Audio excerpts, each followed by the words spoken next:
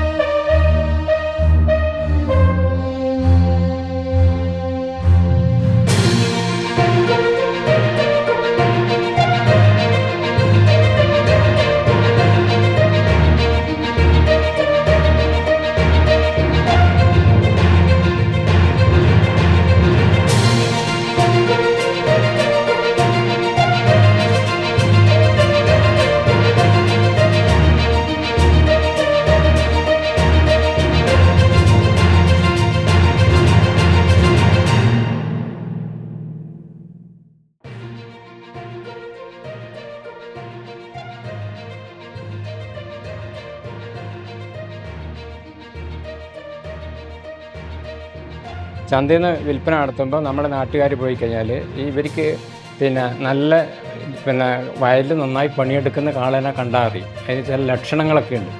2 ദിവസം ക്യാമ്പ് ചെയ്ത് നമുക്ക് സെലക്ഷൻ ആയിക്കഴിഞ്ഞാൽ നമ്മൾ വാങ്ങി രാത്രി കൂടുതൽ നടക്കും. ഉറക്കൊന്നുമില്ല, നമ്മൾ രാത്രി നടത്തുമല്ലേ. കുറച്ച് സമയം വളരെ ക്ഷീണിക്കുമ്പോൾ എവിടെയെങ്കിലും പ്രദേശത്ത് ഒരു തുണി വിരിച്ചിട്ട് കുറച്ച് നേരം ഇരിക്കും. റോഡ് മാർഗം തന്നെയാണ് വരിക. സ്ട്രീറ്റ് ലൈറ്റ് ഇല്ലെങ്കിലും ഒരു പ്രകൃതിയുടെ ഒരു വെളിച്ചമുണ്ട്. ഈ കന്നുകാലികൾക്ക് രാത്രി നടക്കാൻ കഴിയും. അവരെ പിന്നാലെ നമ്മൾ നടക്കും. ഒരു ജോഡി കാലിക്ക് അവസാനമായിട്ട് അച്ഛൻ സുബ്രഹ്മണ്യത്തുന്ന കാലിനെ കൊണ്ടുവന്നത് ആ വാണയിലെ ഏറ്റവും മുന്തിയ കാലിനാണ് അച്ഛനെടുത്തത്. അന്ന് 6,250 റുപ്യ കൊടുത്തു. അത് 89-90 പിന്നിട്ടത് 3 രാത്രിയും 2 പകലും. വഴികാട്ടികൾ കന്നുകാലികൾ തന്നെ. 1 ഡസൻ പശുക്കളുള്ള വീട്ടിൽ പശുക്കളെ മേച്ചും പാറപ്പുറത്ത് നാടൻ കളികൾ കളിച്ചും ജീവിച്ച കാലം. ജീവിതത്തിൽ ആദ്യമായി തക്കാളി കണ്ട അനുഭവം. ഞാൻ 8-9 മറ്റോ പഠിക്കുമ്പോൾ അത് കൃത്യമായിട്ട് ഓർമ്മയില്ല. ഞങ്ങൾക്ക് 6 മാസം റേഷൻ. അപ്പോൾ അത് മേടിക്കാൻ പോയി കഴിഞ്ഞാൽ തൊട്ടിപ്പുറത്ത് ആ റേഷൻ ഷാപ്പിൻ്റെ തൊട്ടിപ്പുറം തന്നെ ഒരു കണ്ണാട്ടൻ്റെ പീടിയുണ്ട്. അപ്പോൾ കണ്ണാട്ടൻ്റെ പീടിയിൽ ആദ്യമായിട്ട് ഉരുളക്കിഴങ്ങും തക്കാളിയൊക്കെ കണ്ടുവരുന്നുണ്ട്. ഞങ്ങൾ എന്നിട്ട് ചെറിയ പൈസക്ക് തക്കാളി മേടിച്ചിട്ട് ഞങ്ങളെന്ത് ചെയ്യുന്നത് വെച്ചാൽ വീട്ടിലേക്ക് നടന്നു വരാൻ ഒരു 3 കിലോമീറ്റർ നടക്കണം.